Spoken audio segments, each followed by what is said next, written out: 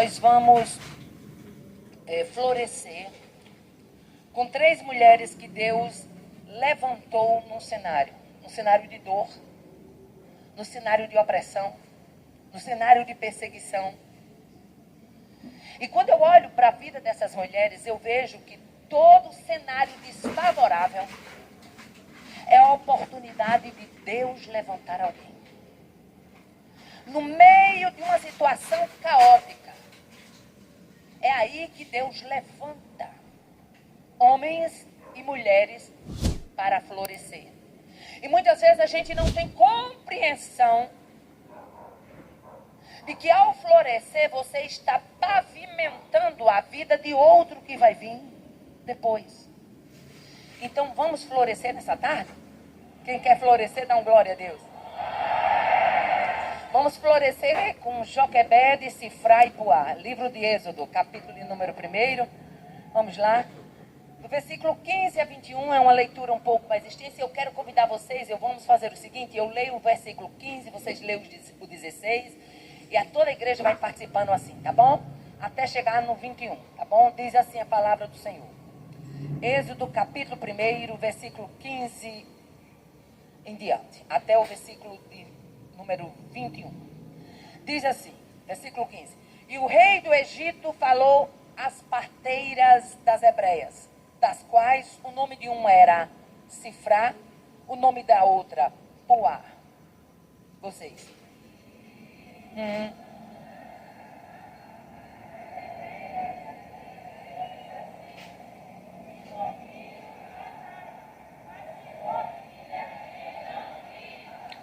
As parteiras, porém, temeram a Deus. Não fizeram como o rei do Egito lhes dissera. Antes, conservavam os meninos com vida.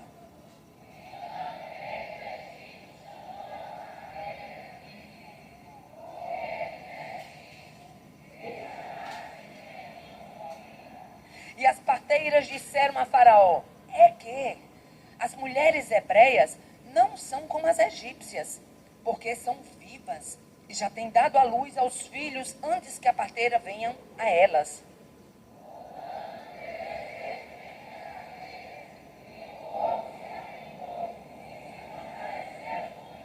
Versículo 21, eu encerro.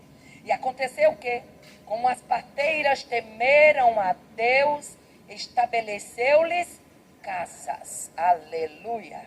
Veja o que tem no versículo 20. E o povo se aumentou e se fortaleceu muito. Aleluia. Todo e qualquer cenário de perseguição, de aflição, de opressão, de luta, de dor, de batalha, ele é um cenário que antecipa um cenário de livramento, de escape, de honra, de salvação, de libertação. A gente quer a libertação, a gente quer a salvação, a gente quer a bênção, mas bênção são antecedidas por batalhas. Aleluia. E qual era o cenário no reinado do Egito? Primeira coisa que a gente vai entender é que quando chega o tempo de Deus tirar alguém de uma situação, ele começa a preparar o cenário. E qual foi o cenário que Deus preparou na terra do Egito? Até então, o povo que estava no Egito era honrado, era respeitado, porque o povo estava debaixo da tutela da honra de José. José entrou na terra do Egito, tirou o Egito da fome, foi o instrumento de Deus. Então, ser hebreu, até aqueles dias, ser descendência do mesmo povo de José, era sinal de honra, era sinal de privilégio. Mas para mudar o cenário, a Bíblia diz, e levantou-se um rei que não conhecia José. Aleluia. Quando Deus quer mudar a história, ele começa mudando cenários. Aleluia. Diz que um rei que não conhecera José se levantou na terra do Egito. O cenário era cenário de opressão, perseguição, morte e dor. E como foi que esse cenário se desenrolou? A percepção do rei do Egito. A percepção dele, ele olha e vê a grandeza popular de Hebreus. Gente, eu dizia hoje a Zi e a Carolina ali no almoço, que a gente só diz que ele é, que ele tem, que ele faz por causa da misericórdia. Mas se os nossos olhos espirituais se abrissem, a gente ia ver a carrada de demônio que tem por aqui, a gente.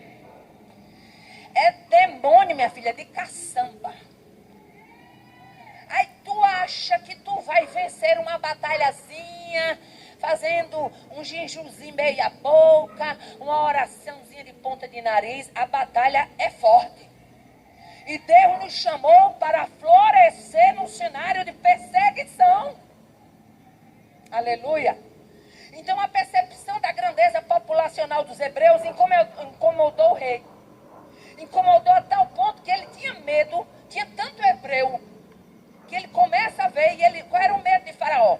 Que quando os inimigos viessem, os hebreus se aliassem com os inimigos. E os hebreus conheciam a terra, os hebreus conheciam, vamos dizer assim, geograficamente, conheciam os costumes. Então os hebreus se juntassem com os inimigos, era derrota para o Egito. E ele começa a perseguir.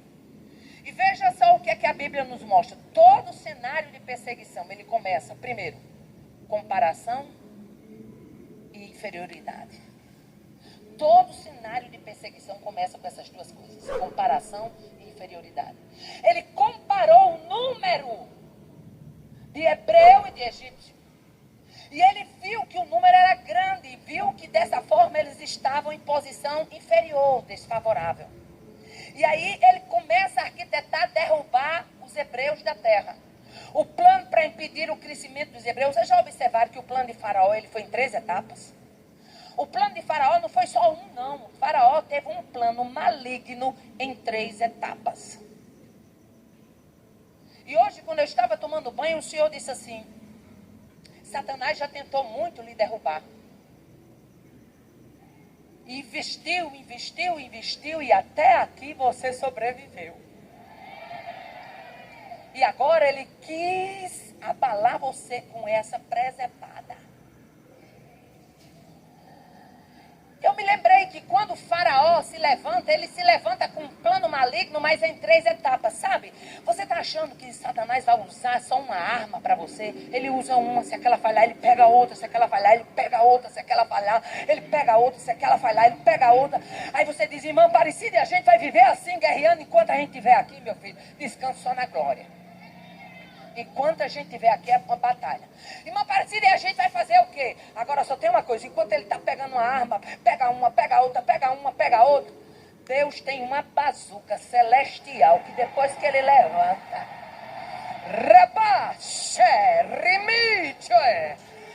quando Deus levanta essa bazuca, vai banda de demônio, voa casca de capeta para tudo que é lado, meu filho.